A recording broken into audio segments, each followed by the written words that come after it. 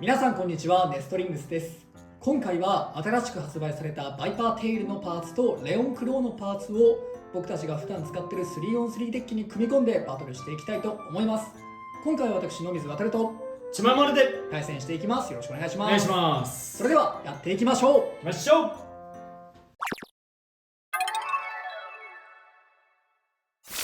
それでは最初にシュートポジションを決めるじゃんけんをします。最初はグー、じゃんけんぽい。左。お互いのファーストベイ、せーの、じゃん。コバルトドレイク 460O。バイパーテイル 580T。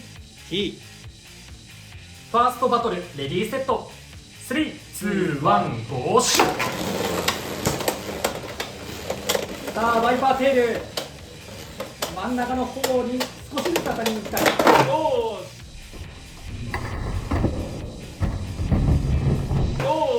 エクストリームフィニッシュ。コバルトドレイクにスリーポイント。なんかバイパー当たって自分から飛んでった気がする。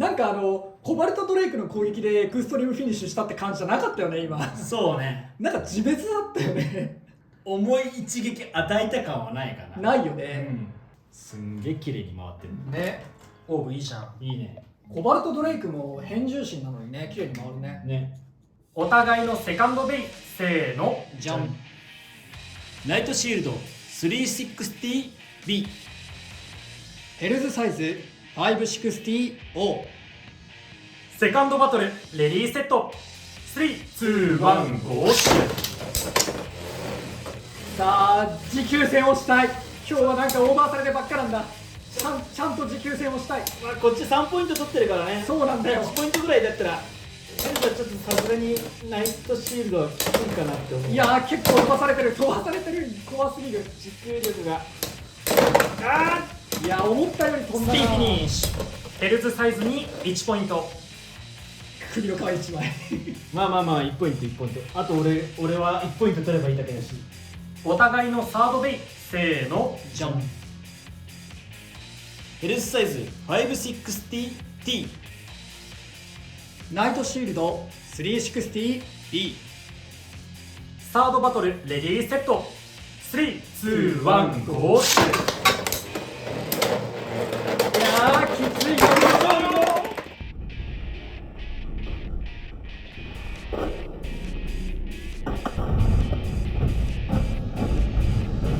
ファーストフィニッシュ。ナイトシールドに2ポイント。カウンター攻撃は依然。よし同点まで追いついた。でバーストしちゃうとね、相手を弾き飛ばしても先にバースト扱いになっちゃうからね。そうね、攻撃した方が先だったから。サードバトルでも勝負が決まらなかったのでデッキの順番を決め直します。お互いのフォースベイ、せーの、じゃん。コバルトドレイク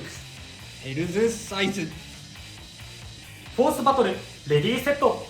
3、2、1、ゴーシュ。さあできれば序盤当たりたくない。怖すぎる。お危ない。純粋な持久戦をしたい。ファーストフィニッシュ。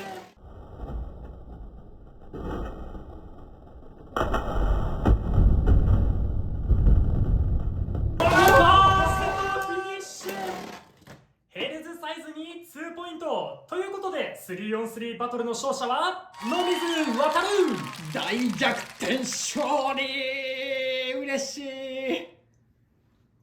はい、今回は私たちが普段使っているデッキにレオンクローとバイパーテールのパーツを組み込んでバトルしてみました。いかがだったでしょうか。いや結構ね、560とこのオーブの2つは割と実戦的というかガチ対戦でもね結構使えるんじゃないかなって思ってきたね。そうだね。王なんだけどコバルトドレイクでも結構綺麗に回ってたから。そうだね、そうコバルトドレイクってねちょっと変重心で裏側のメタルの位置がね片方だけついてて片方だけついてないナイトシールドみたいな形になってるんだけど、見せた方がいいか。そうコバルトドレイクは見えるかな、こっち側はねメタルが埋まってるのが分かると思うんですけど、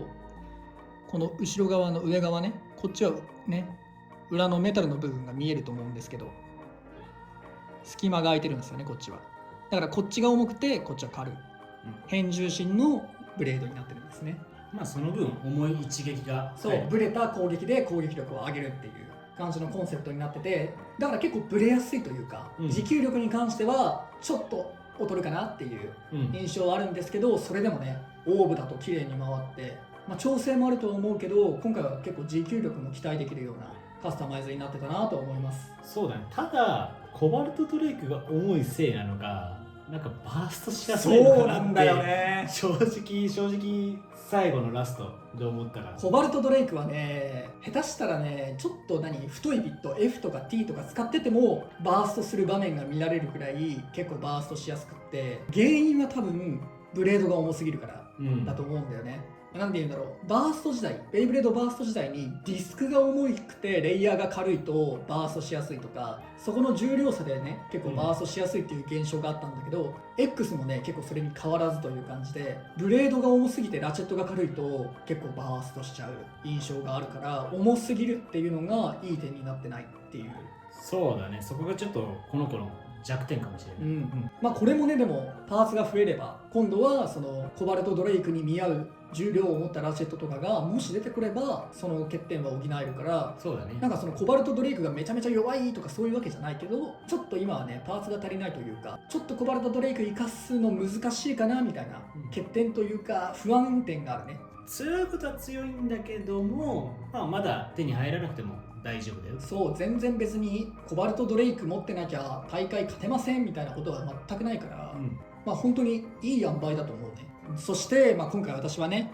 懲りずにバイパーテイルを使ったわけなんですけど、これさっきまでねちょっと動画の収録時間を押してたんですけど、いろいろ試しててバイパーテイルについて一つ気づいたことがあって、まず